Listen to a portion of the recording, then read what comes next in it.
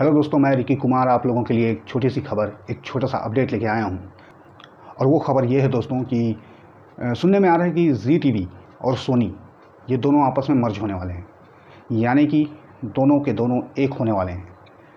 दरअसल इसका अपडेट मुझे एक चैनल के ज़रिए मिला जो मैं सब्सक्राइब करके रखा हूँ, जिनको मैं देखता हूँ क्योंकि मैं स्ट्रगलर हूँ। तो उनकी चैनल में अक्सर ये बॉलीवुड से रिलेटेड इन्फॉर्मेशन वो शेयर करते हैं, तो वहाँ से कभी कभी मुझे पता लगता है। रामा यादव करके हैं, और तो इस अपडेट के बारे में उन्होंने बताया। उन्होंने इसमें बहुत सारी चीज़ें और भी बताई कि इससे कुछ तरह के नुकसान भी होने वाले हैं लोगों को, क्योंकि कुछ लोगों के काम पर असर पड़ने वाला है, क्योंकि जो लोग पहले अलग अलग काम किया करते थे अब उनके काम जो हैं ख़त्म हो जाएंगे, जिसकी वजह से उन आर्टिस्ट को या उन वर्कर्स को काम नहीं मिलेगा। तो कुल मिला के ये समझिए कि कुछ लोगों की बेरोज़गारी फिर से बढ़ने वाली है।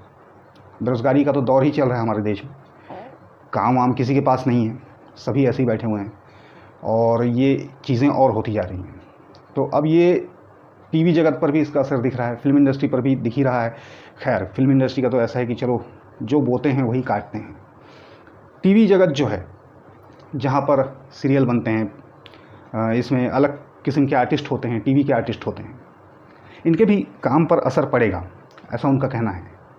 ये बात उन्होंने अपने चैनल में शेयर की, इसे अलग ढंग से समझाया उन्होंने। उनका भी नज़रिया ठीक था, मुझे सही लगा। बट ये हो क्यों रहा है, इसके पीछे मैं आप लोगों को कुछ डिस्कशन इसमें करना चाहूँगा कि ये जो टीवी है, इसमें उन्होंने बताया था कि टीवी वालों को भी नुकसान हो रहा है। अभी शायद टीवी वाले भी घाटे में चल रहे हैं, जिसकी वजह से उनको ये करना पड़ रहा है, वरना जी टीवी और सोनी एक क्यों होते। लेकिन ये पहली बार हो रहा है ऐसा, तो समझ जाइए कि नुकसान तो होगा, इसीलिए हो रहा है। और जैसा कि उन्होंने बताया, अलग अलग वर्कर जो काम करते थे, जो कंपटीशन चलता था, वो बंद हो जाएगा, तो इस तरह से भी नुकसान होगा। अब जो सीरियल अलग अलग चैनलों में बना करता था, एक ही में बन के आपको दिखेगा, तो इससे काम की कमी हो जाएगी, ठीक है। लेकिन मेरा पॉइंट ये था, मैं अभी आपको कुछ दिन पीछे लेके जाना चाहता हूँ। मुझे जो लगता है कि ये सब की शुरुआत क्या है, शुरुआत कहाँ से हो रही है, तो कहीं ना कहीं दोस्तों इसका शुरुआत है हमारे मनोरंजन को लेकर के। ये जो गलत सिस्टम बना हुआ है, जो इस बार बना है, जो ट्राई ने निकाला था जो नियम कि ये केबल कनेक्शन को, जो जब डिजिटाइजेशन की बात हुई थी तब इसमें इन लोगों ने पैकेज सबके बना दिए थे, और इस तरह से कर दिया कि अब मतलब ऑडियंस पूरी तरह से बंट गई है, कुछ भी चीज़ ठीक से देख नहीं पा रही है, कर नहीं पा रही है। राइट, आपको अगर सही लगे तो ज़रूर बताना मेरे को ये बात। आप सब भी ये चीज़ जानते थे कि हम पहले के टाइम में हम लोग 200, 250, कहीं पर 150 भी रहा होगा रेट, पता नहीं है मुझे, लेकिन आप बताना आपके प्रदेश में कितना था। पर मुझे मालूम है ये चीज़ बहुत सस्ते दौर से शुरू हुई थी, और धीरे धीरे धीरे करते करते अभी ये जो 2019 आया, इसके बाद ये सब नियम आ गए, ये सेटअप बॉक्स का नियम आ गया, ये जो टाटा स्काई वगैरह सब बन के निकले। इस तरह से इसमें जो ऑडियंस बढ़ गई, फिर महंगाई बढ़ गई। हालांकि इसको ये बोल करके निकाला गया था कि ये पब्लिक के लिए अच्छा रहेगा, इसमें वही आप देख सकोगे जो आप देखना चाहते हो, ऐसा उन लोगों ने कहा था, और आपको चैनल छांटने की इसमें आज़ादी होगी, ठीक है, मानता हूँ। लेकिन मेरे हिसाब से ये ना तो तब फ़ायदेमंद था पब्लिक के लिए, ना तो अब फ़ायदेमंद है। मैं खुद भी देख रहा हूँ, हम आप सब देखे होंगे। पहले का दौर याद कीजिए, आप लोग इतने कम पैसों में 200-400 चैनल देखा करते थे, 250 देते रहे होंगे, चलो 300 देते रहे होंगे, पर उसमें आपको बहुत सारे चैनल मिलते रहे होंगे। एक घर में बहुत सारे सदस्य होते हैं, है ना, किसी को न्यूज़ पसंद है, किसी को डिस्कवरी पसंद है, किसी बच्चे को कार्टून पसंद है, किसी को फिल्में पसंद है, किसी को म्यूज़िक पसंद है। अब इसमें इन लोगों ने क्या कर दिया कि सब पैकेज बांट दिए सबके, और चैनल अलग अलग थे, सबकी कंपनी अलग अलग चीज़ें बनाती थी। जी के भी म्यूज़िक वाले चैनल हैं, और अपना ये सोनी के भी म्यूज़िक वाले चैनल हैं, और भी कई चीज़ों के इनके कार्टून के चैनल अलग अलग हैं। सबका पैकेज अलग अलग है, सबका रेट अलग अलग है, ऊपर से ये GST, ठीक है। तो इन सब चीज़ों में लोगों को पूरी तरह से उलझा दिया गया, डिस्टर्ब माइंड कर दिया गया। तो मुझे जो लगता है वो ये है, इस घाटे का कारण कि लोग जो हैं इसको अफोर्ड नहीं कर पा रहे हैं।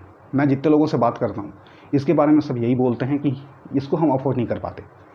मैं इतने चैनल ही ले पाता हूँ, मैं इतने चैनल ही ले पाता हूँ। और आपको छोटे शहरों की दिक्कत बता रहा हूँ, कुछ एक छोटे शहरों में मैंने ये चीज़ देखी है, वहाँ एक अलग ही किस्म की दादागिरी चलती है। वहाँ केबल वाले जो हैं वो लोग अपने मन से एक पैकेज सेट कर देते हैं, क्योंकि वहाँ और कोई दूसरा है नहीं। तो आपके पास ऑप्शन नहीं है कि आप कहीं और जाओगे, आप उसी को लोगे। तो वो अपना पैकेज सेट करता है खुद ही, महंगा वो रहेगा 400 का, 500 का, 250 का। अब आपको मान लो देखने हैं 2 चैनल मुश्किल से।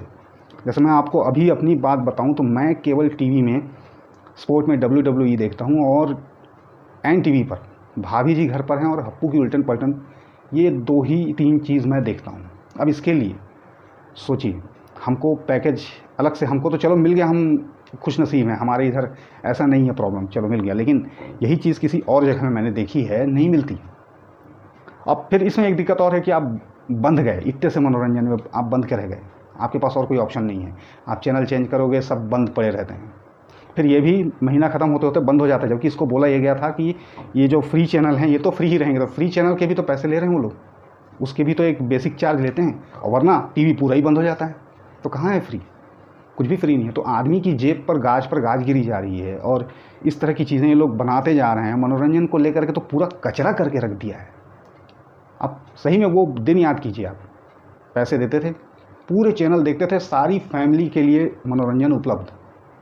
हमको छांटना नहीं पड़ता था, हमको ये सोचना नहीं पड़ता था बच्चे के लिए लेंगे तो इसमें अलग से पैसे खर्च होंगे, या बीवी को सीरियल देखना है तो उसके लिए लेंगे ये चैनल तो इसके लिए पैसे खर्च करने पड़ेंगे। आज सोचना पड़ता है, हर बार ऐड करना है या फिर उसको नहीं करना है, इस तरह की चीज़ें हो गई हैं।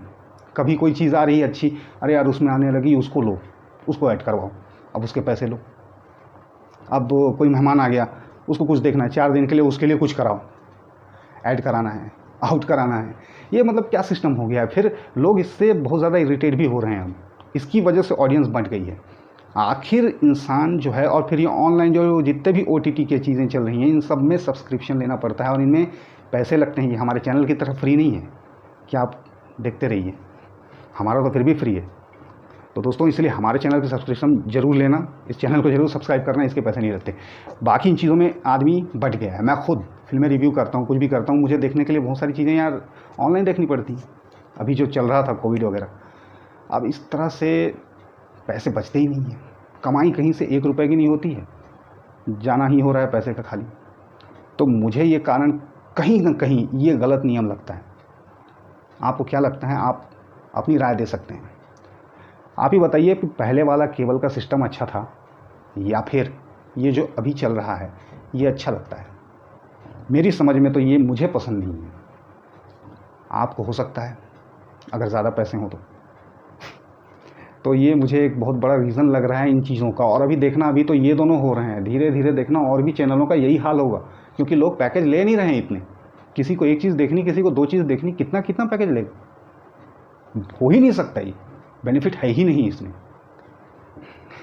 देखिए आगे जाके क्या होता है। फिल्म इंडस्ट्री तो लगभग बर्बाद हो गई है कई चीज़ों में।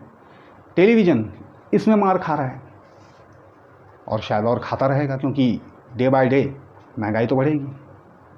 इस पर रोक लगना चाहिए। What do you think?